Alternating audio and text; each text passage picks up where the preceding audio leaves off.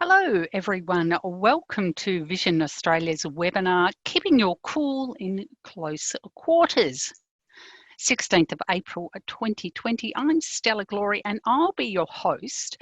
And we also have Karen Knight, who is our expert speaker, and I'll introduce her formally in a moment. Before that, I'm just going to do an acknowledgement to country. And I'd like to begin by acknowledging the traditional custodians of the various lands we're meeting in today. I'm sitting in land of part of the Kulin Nation, and I pay my respects to their elders past, present and emerging, and to any elders who may be joining us today. Always was, always will be Aboriginal land. A little bit of housekeeping for everyone. There will be a recording of the webinar and you can access later via Vision Australia's webpage. You go to visionaustralia.org/check-in and chat. You can ask questions during the webinar by using the chat functionality. And for anyone who's using screen readers, you can access that chat function through keystroke Alt H, and that's H for Harry, Alt H, and we will answer your questions as best we can and as many as time permits. So you don't have to wait to send in your questions. You can do them as soon as you like.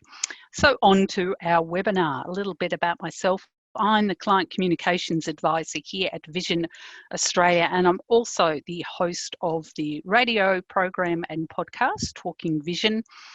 And this has allowed me to talk to a range of people of interest to the blindness and low vision community. Now, on to our expert guest speaker. That's you, Karen. Karen is the General Manager of Client Services here at Vision Australia, and she's also served on the board. She has been blind since birth and for the past 20 years has been involved in advocacy in the blindness community. She is also a registered psychologist and is an experienced human services practitioner and manager with significant exposure across the health, disability, aged care and mental health sectors. So we're all in good hands today. Hi, Karen. Hi, Stella. It's fabulous to be here and welcome to everyone out there in webinar land. Yes, I hope you're all out there. And today we are keeping our cool in close quarters. So what do we mean, Karen, when well, it's pretty obviously what we mean by close quarters because we're all locked in at home at the moment. But what do we mean when we say keeping our cool? I think keeping our cool means different things to different people, but it is a colloquial expression. And I think generally to people, it means staying calm, keeping calm and keeping centered. In the world that we're in at the moment, there's a lot that we don't have control of. What we do have control of is what is happening in our own homes. So the best thing we can do is to keep our home functioning, the people in it happy and centered and as calm as they possibly can be under these circumstances. It can be really tricky when people are living together in spaces that are quite small. And alternatively, it can also be really tricky if you're home alone all the time and not seeing others. So there's a range of circumstances that are really trying for people at the moment. So what might be some of those circumstances or some of the triggers that that mean when that will result in our losing our cool? When in our daily lives, we usually have a pretty good routine and we're often out and about doing things, whether it's going to work, whether it's other activities, whether it's educational pursuits, other people in our household are out doing their thing. Now, all of a sudden, everyone's home together and everyone is out of routine. They're somewhat agitated about being out of routine. People can be more irritable because they don't know how long this will be, how long it's going to take for the world to return to normal. They often feel that the people around them are just annoying. They're getting on their nerves. They've got habits that they can usually tolerate, but those habits seem somehow more annoying than usual. And I think because everyone is operating in a different way, they don't have the routines that they normally do, they don't have the ways to expend energy that they normally do, then everyone's temper gets frayed a bit more easily, and you can see people are getting much more irritable. Some people, Stella, probably are finding that they're eating too much, finding their way to the fridge and cupboard way too often, and looking You've got a camera at my house, have you? That's right. I think it's a very common thing.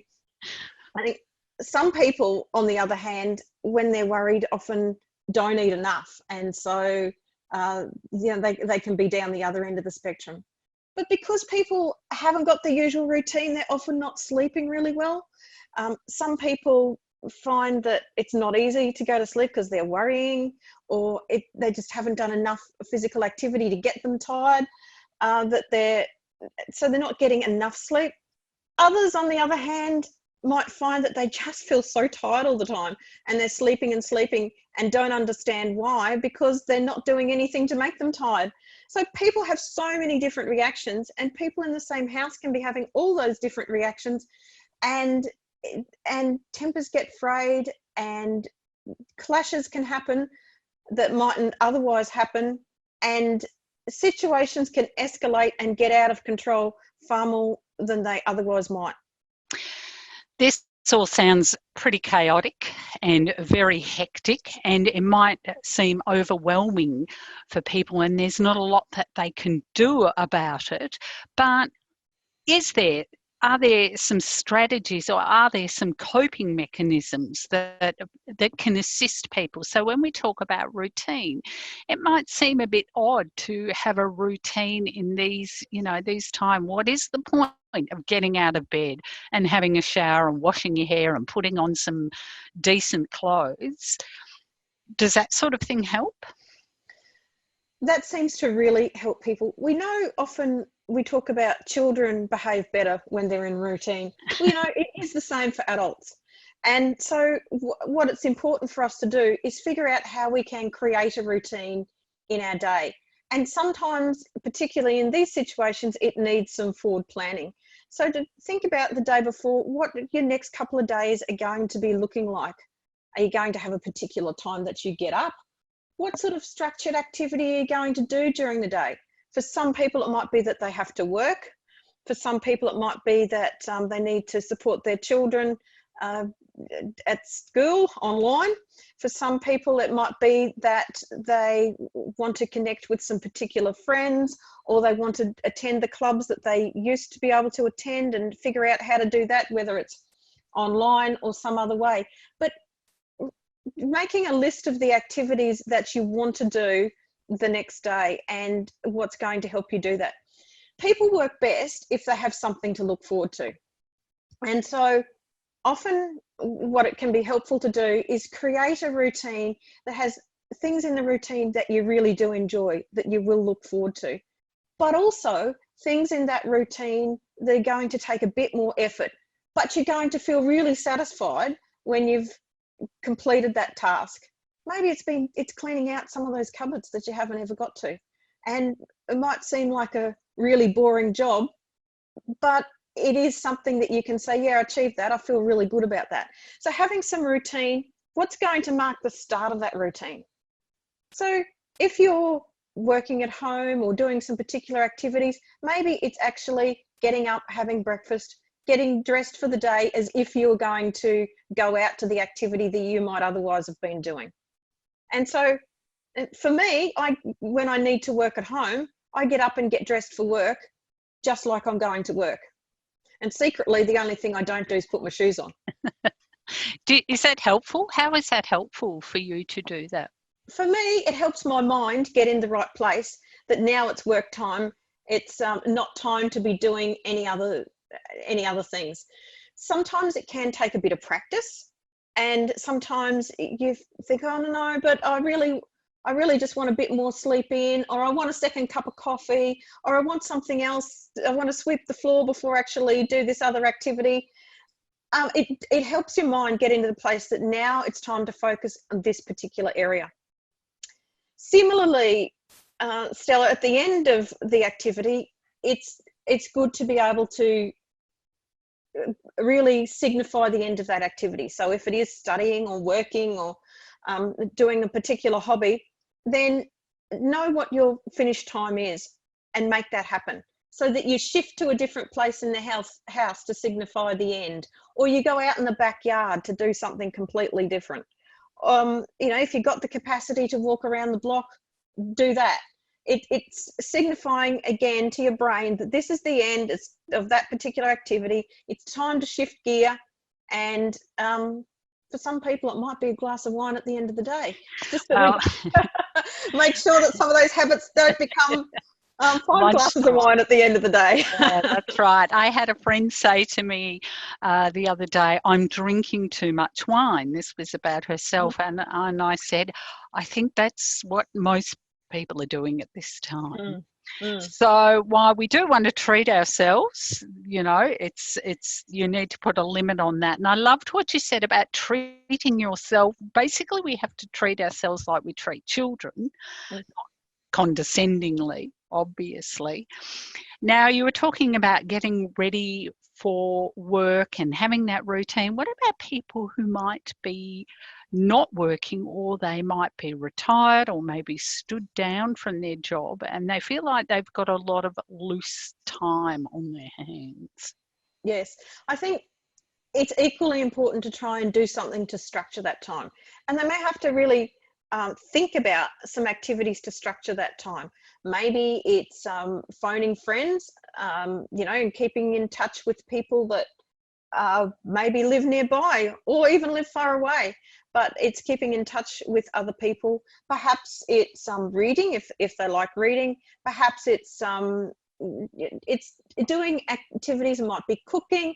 It might be anything that's going to provide structure in the day. And sometimes you might have to sit there and think really hard about what those activities might be. And sometimes talking to other people might give you some ideas about what those activities might be. Because sometimes when we're too much in our own brain, we go round and round and round and can't come up with the solutions necessarily.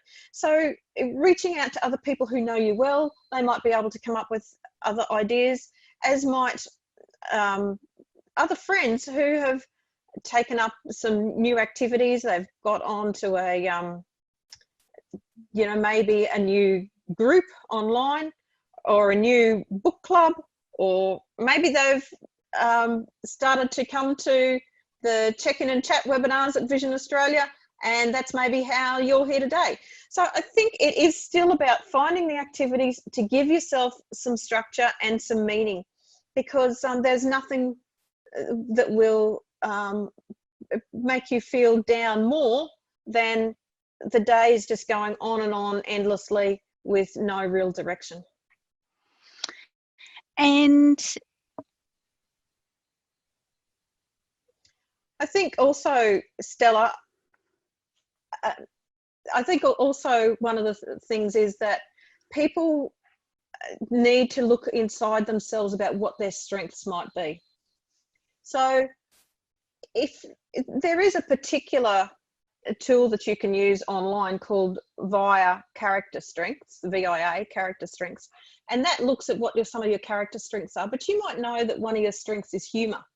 So how can you use humour to get yourself through? And sometimes, you know, even just talking to others and bringing some humour into that conversation, or you might know that, you know, love is one of your characteristics. Well, you know, being generous to others, being compassionate, being tolerant, they're all things that are really important right now that can help you feel good, but it also helps other people feel good. What we need to avoid doing is taking each other down a negative spiral. And by nature, human beings are optimistic, and we need to keep that level of optimism in these times where we feel somewhat uncertain about what the future's looking like.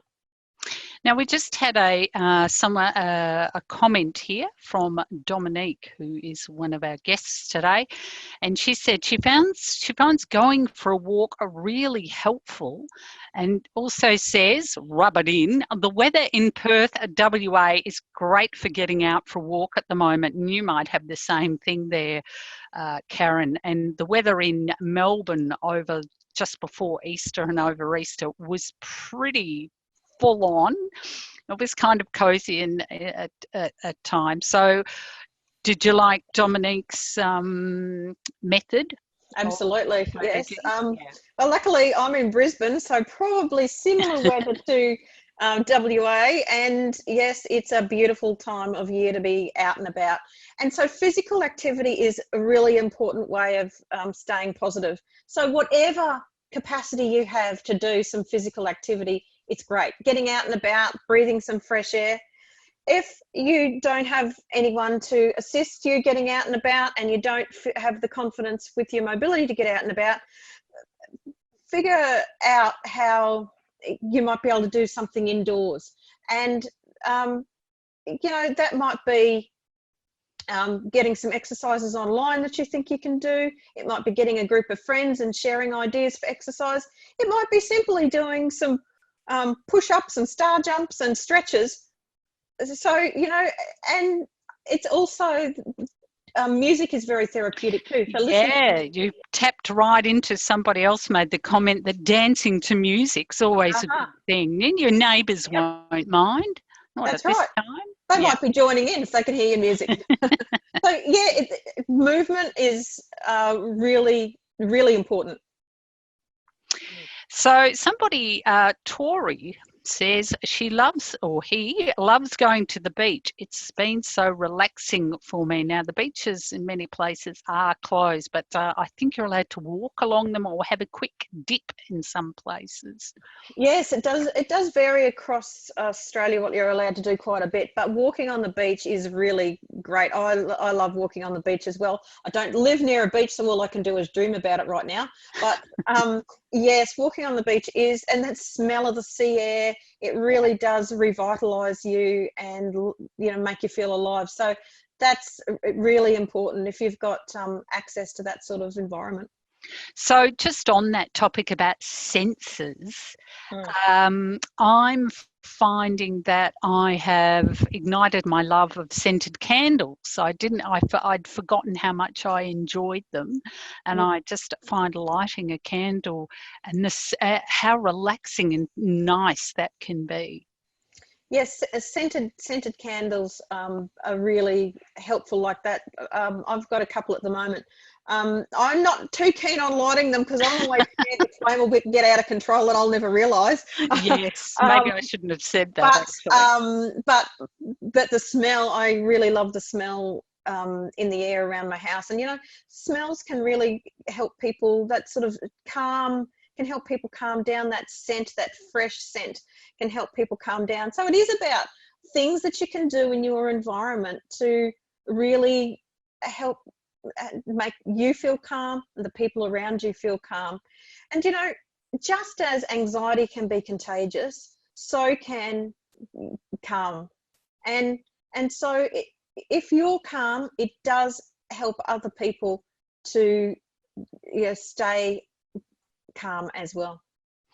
So we were talking about routine, the importance of routine, and some strategies around, you know, keeping your cool, like that's forward planning.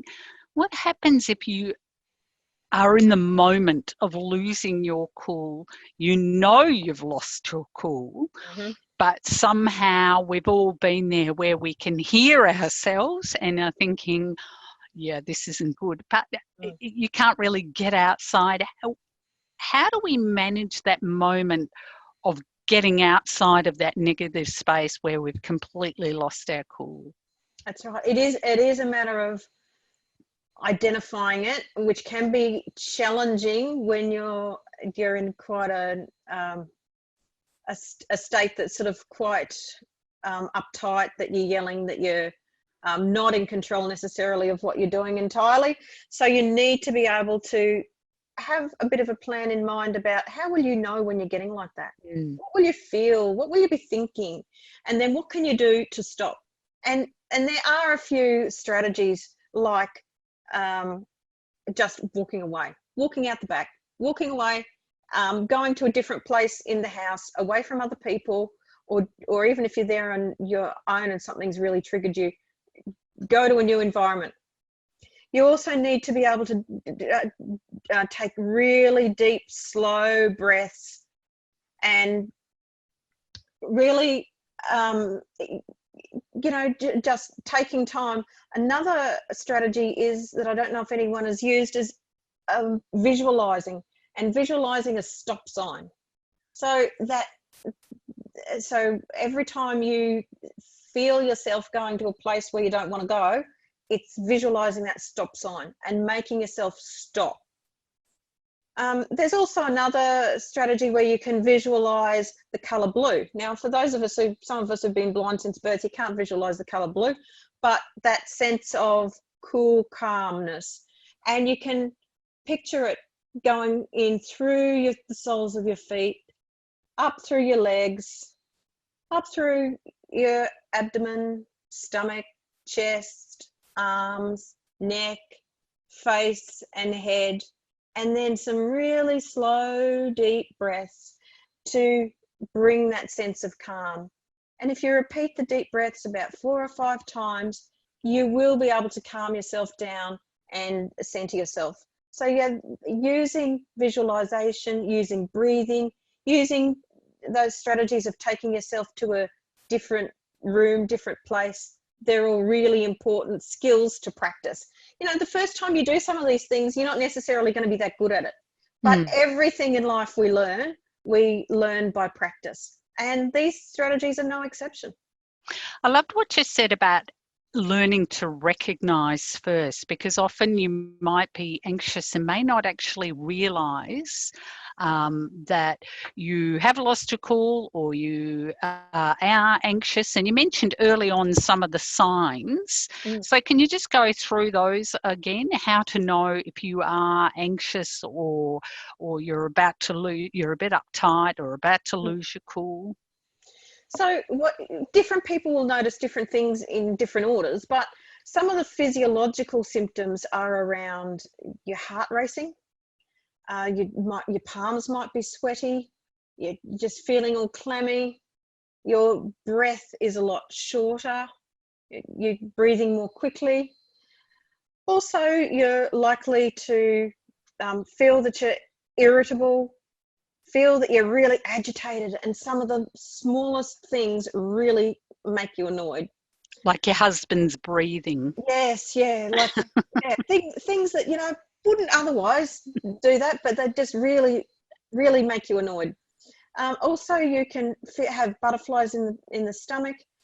I mentioned earlier either sleeping not enough or too much, or eating not enough or too much. And again, they're signs of anxiety as well.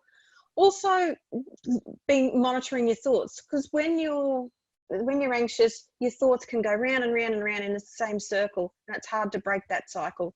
Also, the thoughts can be largely doomsday kind of thoughts, negative, and then you know that you're starting to get into a place that's really anxious. Often you feel you've got energy to burn and you just can't burn that energy. And that's why some of the things we've been talking about around exercise, etc., is so important, because you need to burn off that excess energy. Kathy has sent us a comment and said she found the exercise videos talked about in the exercise video webinar helpful. And she says she also goes for a walk most days. And I love this one. My carer and I had a picnic in the car this morning. I think it's about being creative, about how you do things. That's great. I think that is really great. I'm glad the exercises are being helpful. And yeah, creativity is absolutely the name of the game. And so, when we're in a situation as we are now, positivity is important, and positivity we can channel into creativity. So instead of kind of thinking about oh, when's this going to end and how am I going to cope and I don't know what to do. And then people, I think now, are moving to the place where they're channeling some quite creative ideas. And, you know, that it's fantastic to see, and they're worth sharing because people have different strengths in terms of creativity. Some people absolutely are more creative than others. It's the strengths of connection with other people and the strength of sharing with each other that can help many, many more people. Now, you were talking about recognising your strengths before. Was there an app that you suggested that people go to look for how to find their strengths? It's an online questionnaire that you can That's do right. called the VIA character strengths, and it generates you a list of strengths from your top strengths to your, I guess, well, not bottom, but at least strong attributes. And what I would say for people, if you're interested in doing that, do it. You know, it's quite insightful. You can think about how it can apply to your current circumstances. What I would do is encourage people to look at the top 5, and then, you know, really, you know, really important to kind of figure out how those strengths can be used in everything that you're trying to do. Craig from New South Wales says he's presently unemployed and, of course, socially distanced, and he's at home. But thankfully, he says he keeps himself occupied with plenty of interests and hobbies. He walks his little play buddy doggy, and he loves listening to music, playing pool, and reading, to say a few. I think pets at this time seem to have. There's been a lot of memes about how cats aren't that happy with people being at home, but the dogs are loving it. Yes, and I've heard quite a few people have adopted new pets around this time. And then what happens afterwards? Ah, yes, that's right. So yes, I think what Craig certainly got the right idea, hasn't he? Like, he's got a whole list of things that he's doing to keep himself occupied, and you know, it is that activity and the variety of activity that is really the key to success. Because the last thing you want to do is start feeling blue and a bit depressed. And all these things that people are suggesting are fantastic ways to avoid going down that negative spiral. They're really pleasant activities that Craig talked about as well, because I'm wondering, I've seen a lot of conversations going on about how much work people can get done in this time. And it seems like the prime opportunity, because we're all locked in and there's not a lot else to do. But people are finding it hard to focus, and then maybe being a little bit hard on themselves for not achieving all these goals. So it is okay to do pleasant distractions and hobbies, and they're still meaningful in their own way. Yes, they're very meaningful, and that can be one of the things that people in these times can find it really hard to focus on a task and to complete a task. And that's why I think it's really important to be generous to yourself, be kind to yourself, because this is an unprecedented situation. No one's been here before in the same way, and so everyone is having a different reaction, and everyone in the community is having some sort of reaction. So being kind to yourself and setting yourself little goals and working towards achieving them. But if you break them down into things that are quite small and that you can celebrate those achievements. And you know, for a lot of people, watching the news at the moment is a really depressing kind of thing. Others want to know every single detail about every single case and where they are and all those things. So everyone's different, but it's quite important to do what you can to be kind to yourself and to keep a positive mindset, whether that be listening to possible, you know, stories of generosity and kindness in the community. That always keeps your spirits up, as well as just seeing how you can contribute to your community that's broader than your own household as well. Now, we talked a little bit about, you just mentioned you didn't want people going down the rabbit hole of anxiety, and sometimes you might want to talk about your anxiety, but actually not realize how that might impact on someone else. So is anxiety contagious, and how can we talk about how we're feeling without dragging somebody else down the rabbit hole? Anxiety can be contagious, and so you probably do need to pick your mark about who you're going to talk to about it. So you've got, you know, a number of options. You can talk to friends, and you will know what friends are more vulnerable and the friends that are more likely to become caught up in your anxiety if that's how you're feeling at that particular time.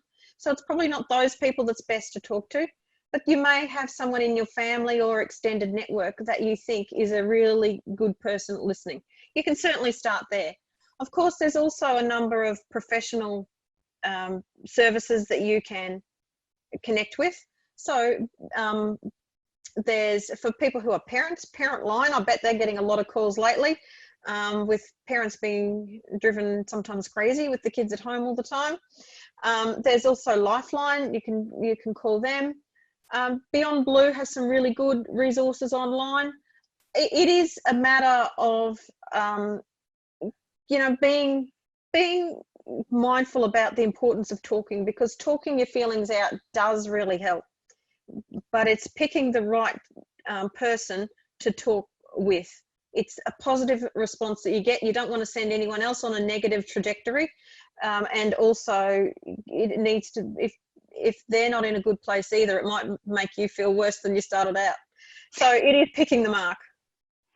Now, do you think people who are blind or have low vision or with another disability have this sort of sense of isolation and staying at home? Do you think they've got it covered better than other people, or that they have a better sense of resilience? Look, I think it is really individual. What we do know, though, is that people who are blind or have low vision are 3 times more likely to experience depression across their life course than others. So that's because there are a number of reasons that they become isolated, whether it's you know, that they feel that they're not integrating into their community as well as they might, or whether they're unemployed, or whether they're not feeling that they're contributing to society in the way that they would like to. They do build a sense of resilience, but I think you know, these times, while because they may have had an experience in an ongoing way, they may have some tools or have refined some tools that others don't have. I think it is very individual. So I do know there are a lot of people who are blind or low vision at the moment who are feeling really isolated at home, that their usual support networks that they've worked hard to build up aren't available. And so they're having to find out what the new and different support networks are. Just something as simple as getting your shopping can become quite a really challenging thing. And you know, you had all your online shopping stuff set up, but then you had to kind of wait for Woolworths and Coles to come out with their plans, or you didn't have the same person available who used to take you to the shops, and the person in Coles wouldn't take you around to get your grocery order anymore. So a whole lot of things have had to change, and you know, people are having to find new ways of being resilient.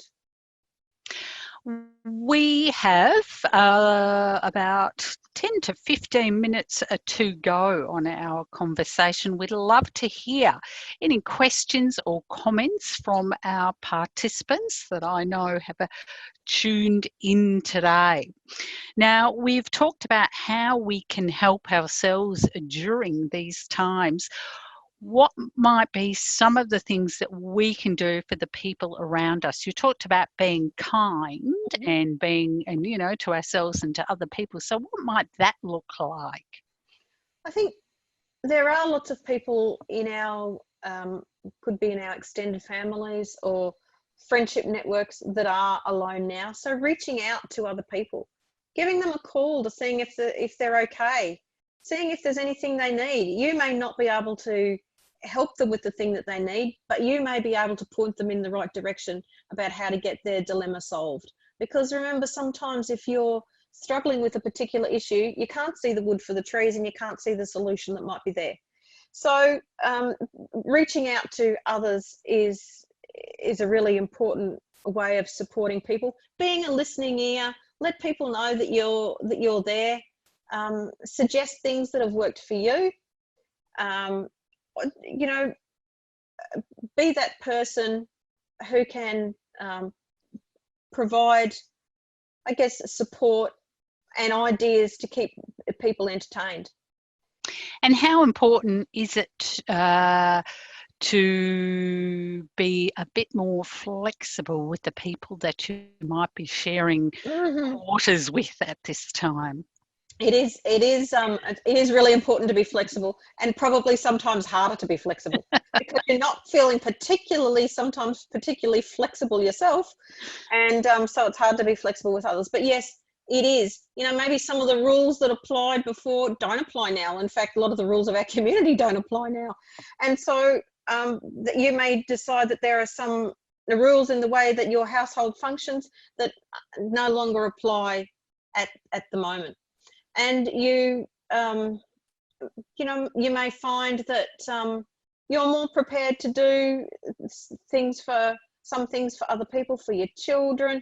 Maybe, you know, you want to be more nurturing to your children because they're finding that, you know, the world's quite different at the moment.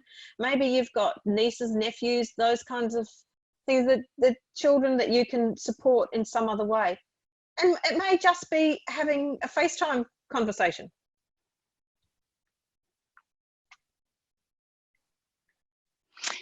Craig again says he also has a mobility scooter and that he can get out on whenever he wants to because he's not able to drive due to a physical condition. So people are lucky that they're getting out in this the beautiful open air and in country areas as well. So anything else, anything further you'd like to add to this, Karen? It's really important for people to stay well emotionally at the moment, as well as physically. You know, we're all very, we're understandably focused on, you know, making sure that you wash your hands often and making sure that you're not, you know, you're not out and about as much as possible, and that's to keep you physically well. But it's just as important to be emotionally well during this time. And so we've discussed some strategies today. There's lots of other literature out there about how people can do that. But, you know, humans are social creatures. And so more and more ways of connecting is really a great medicine for keeping emotionally well at this time. That's fantastic. And one of the ways people can do that, of course, as you already mentioned, is our webinar. We don't have any more questions or comments coming through at this moment. So we'll just wait and see.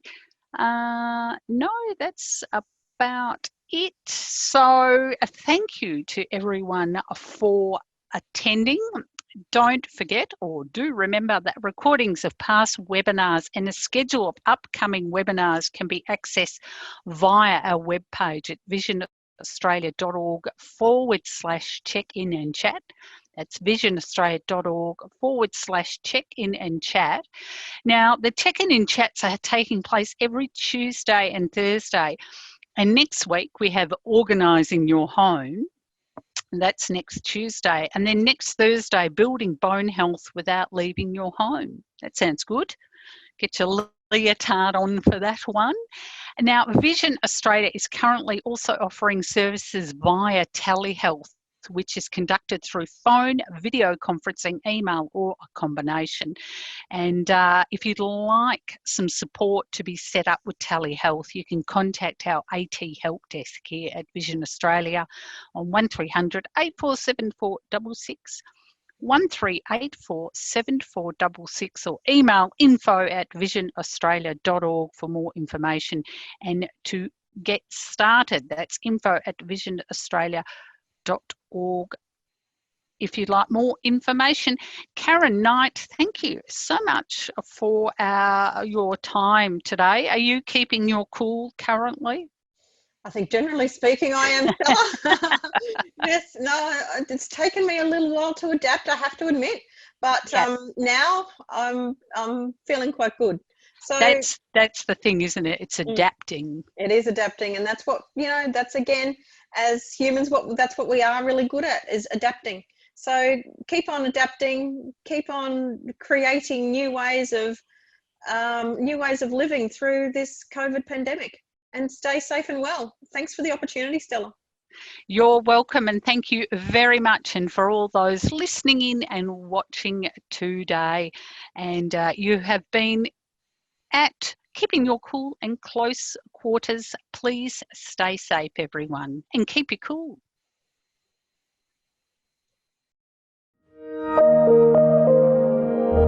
Vision Australia. Blindness, low vision, Opportunity.